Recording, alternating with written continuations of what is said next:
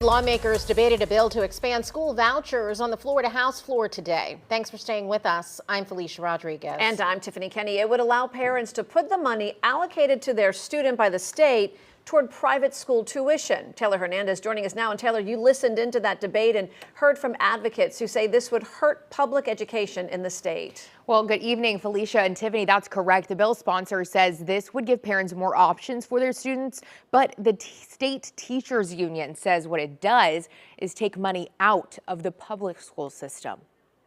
There is a lack of funding, a lack of transparency, and a lack of accountability.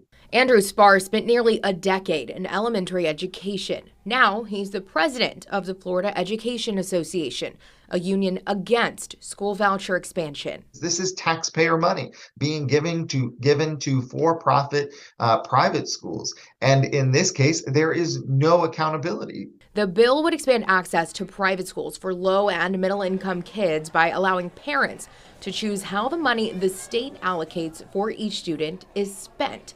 It's about $8,000 per student each year. It's estimated to cost about $4 billion because this bill is now going to give millionaires and billionaires in Florida the ability to get a voucher to pay for their child's private school when they already send their kids to private schools. Representative Kaylee Tuck's district includes parts of Okeechobee County. She's the main sponsor of the bill and took the hot seat on the House floor this afternoon. 70% of families are already eligible for these scholarships, and they're not even being used up right now. Those against the bill say there will be a lack of accountability.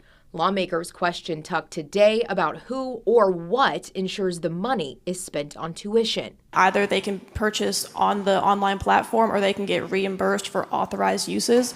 If they submit reimbursement and it's not an authorized use, then they're not going to get reimbursement, but the families don't have direct access to these funds. Another sticking point for lawmakers today is the credentials required of educators at schools that accept those vouchers. Teachers don't technically need to be certified, but there are some other requirements. Those are listed for you in this story on our website. Back to you.